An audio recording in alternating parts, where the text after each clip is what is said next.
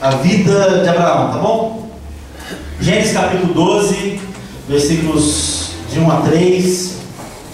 Tem aquele famoso texto chamado de Abraão, né?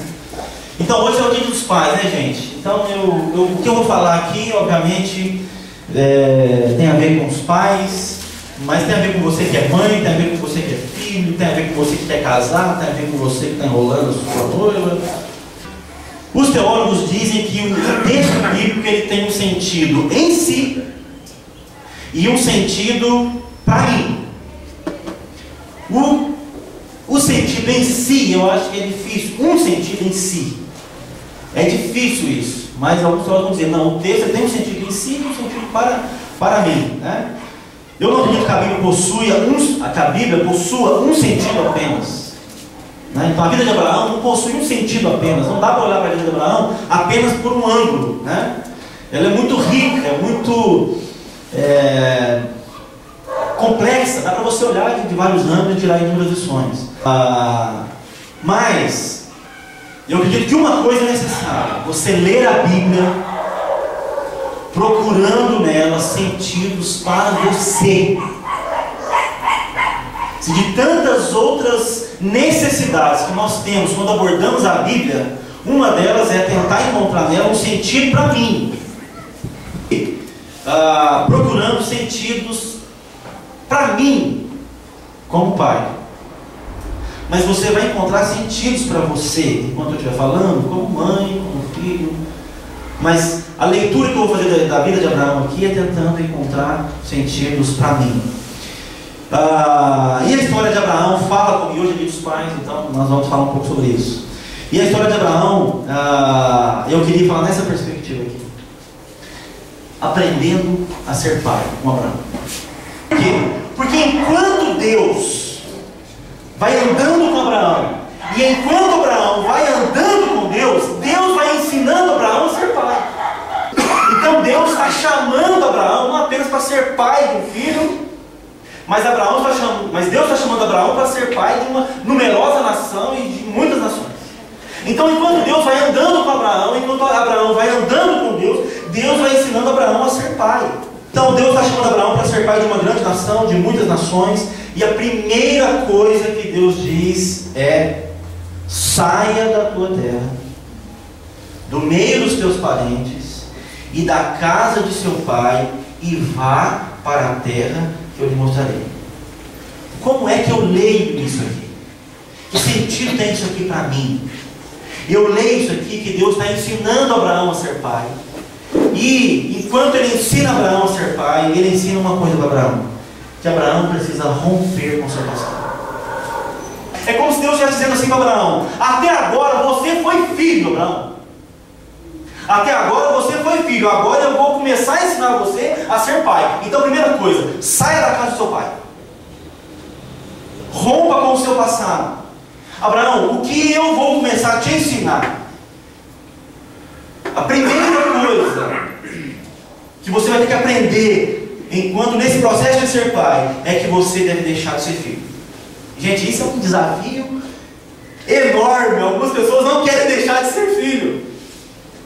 Aliás, há muitos homens casados que não deixaram de ser filho, que não deixaram a casa do pai e da mãe, né? E entenda, Abraão, que você não é um prolongamento automático do seu passado. Você não é um repetidor de histórias, Abraão.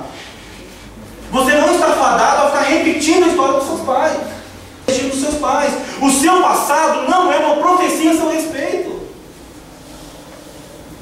O seu passado ele é parte de quem você é. Nada mais, nada menos. Então você não é esse prolongamento. O seu passado é apenas o seu berço. Mas você rompe com o seu passado, porque agora você vai começar a escrever a sua história. Então, é você olhar para o seu passado e ressignificá-lo. E dizer assim: até aqui alguém me conduziu, mas agora é comigo.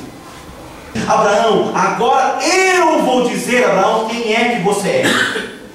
Porque até agora o seu pai falou quem você é, a sua mãe falou quem você é, seu tio falou quem você é, seus primos falaram quem você é. Abraão, agora é nós dois. Agora eu vou falar quem você é e quem eu quero que você seja.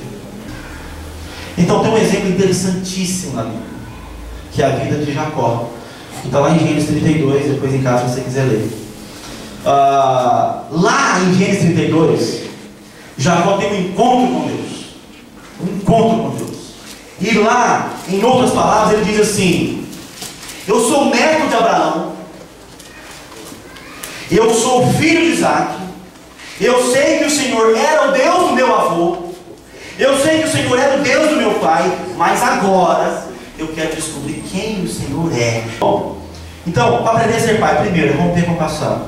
Mas mais adiante, lá em Gênesis capítulo 22, depois de andar com Deus, depois de experimentar muitas coisas com Deus, depois de ter muitas experiências com Deus, chega Gênesis capítulo 22. E lá diz assim: passado algum tempo, Deus pôs Abraão à prova, dizendo-lhe: Abraão, ele respondeu: eis-me aqui. Então disse Deus: tome seu filho, seu único filho, Isaque, a quem você ama, e vá para a região de Moriá. Sacrifique-o ali como holocausto num dos montes que lhe indicarei. Bom, a maioria que conhece a história, Deus prometeu para Abraão que daria um filho para ele, e que esse filho chamaria-se o filho da promessa, ou seja, aquela promessa que Deus fez lá em Gênesis capítulo 12, você uma numerosa nação. Abraão assimilou esse negócio, só que Sara é estéril, a mulher de Abraão. E como é que Abraão então vai ter uma descendência numerosa se a mulher dele é estéril? Então o que Abraão faz? Abraão faz algo que era muito comum naquela cultura, naquele momento da história. O que ele faz? Ele tem uma filha com uma das suas servas, Agar, e nasce o filho Ismael. E o tempo vai passando, e mais tarde, quando Sara está com 90 anos de idade, o que acontece? Deus fala assim: ela vai engravidar, vai ter um filho. Abraão fala: não é possível. Uma mulher com 90 anos, ela não é mais nada. Ele vai ter. E nasce Isaque. E Isaque era o filho da promessa. E aí Deus vai dizer: então, Abraão, não é Ismael o filho da promessa. Aí Deus tem que fazer escolhas, né? Lembra? Aí Deus tem que escolher: não é Ismael, é o Isaque. E aí Deus faz a escolha, como sendo Isaque. Mas nessa promessa vem o Isaque. Quem que é o Isaque? O Isaque é a garantia de que Abraão terá uma descendência. Mas aí Deus vem e pede Isaque em sacrifício. Como é que eu leio isso? Para aprender a ser pai, como é que eu leio esse negócio? Como é que eu leio esse negócio? Abraão está aprendendo a ser pai. Primeiro, precisa romper com o seu passado. Segundo, ele precisa abrir mão do futuro. Porque o filho de Abraão, Isaque, é que vai garantir a sua descendência. É que vai garantir o seu futuro. Isaque é quem carrega o futuro de Abraão, gente. A descendência de Abraão. A manutenção da promessa de Deus feita para ele. Se quando Deus chama Abraão e diz assim: sai da sua casa, do meio da tua parentela, Deus convida ele a romper com o seu passado. Quando Deus pede Isaque, ele convida Abraão a abrir mão do seu futuro. É como se Deus dissesse para mim, senhor Vanderlei: você não é um prolongamento automático da sua história, mas Vanderlei, suas filhas também não são um prolongamento automático da sua história. Então, Isaque para mim. Ou você, Abraão, você acha que você vai conseguir determinar o destino de Isaque? Você acha que vai conseguir, Abraão? Determinar o destino dele? Definir o destino dele? Abraão, você acha que Isaque será uma extensão de você? Abraão, você acha que compete a você escrever o roteiro da vida do seu filho? Você acha? Você tem que assumir que você não tem condições de ser pai de uma grande nação. Aliás, você não tem condição nem de ser pai de Isaque. O que é que lhe sobra? Se eu preciso abrir mão do meu passado, se eu preciso abrir mão do meu futuro, o que vai sobrar? Sobra Gênesis capítulo 17, versículo 1. Lá diz assim: quando Abraão estava com 99 anos de idade, o Senhor lhe apareceu e disse: eu sou o seu Deus Todo-Poderoso. Hoje, no presente, agora, ande segundo a minha vontade e seja íntegro. Para aprender a ser pai, eu tenho que abrir mão do meu passado, romper com o meu passado, abrir mão do meu futuro e do presente, prestar atenção em Deus. Abraão, para ser pai, você vai ter que abrir mão, você vai ter que fazer as pazes com o seu passado. Você vai ter que abrir mão do seu futuro e consagrar o seu filho a mim. Consagrar o seu futuro a mim. E o que resta a você no presente é andar diante de mim. Diante de mim. A melhor maneira da gente amar os nossos filhos é prestando atenção em Deus. A melhor maneira. Eu sempre falo, o maior presente que nós podemos dar para os nossos filhos é amando a Deus de todo o nosso coração, com toda a nossa alma e todo o nosso entendimento. Então, Abraão, ande inteiro na minha presença. Sabe qual a melhor maneira de você honrar o seu pai e a sua mãe? Prestando atenção a Deus, amando a Deus de todo o teu coração, de toda a tua alma, de todo o teu entendimento. Bom, o que eu faço agora? Eu ando prestando atenção em Deus. E isso me leva a uma palavra dura de Jesus, dura, que está lá em Mateus capítulo 10, versículo 37. Uma palavra duríssima de Jesus. E ele vai dizer, Mateus capítulo 10, versículo 37.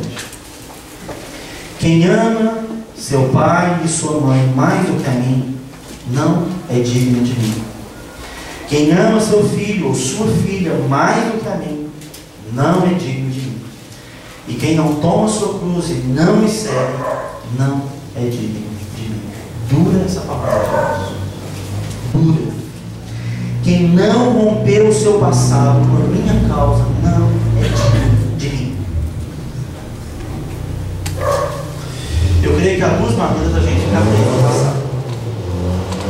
Duas maneiras.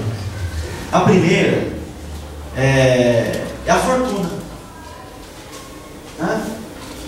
É quando nós somos herdeiros de uma boa bagagem dos nossos pais. É quando nós nascemos num lar legal, deu tudo certinho, foi legal, foi bacana. Nossos pais entregaram para nós assim de bandeja uma vida jóia. O que acontece? Nós vamos nos tornando um prolongamento automático da vida dos nossos pais. E nós vamos achando que a vida que os nossos pais viveram era boa, e a vida que eles nos entregaram de bandeja é boa, e a gente vai vivendo, sabe do que? Dessa energia residual dos nossos pais.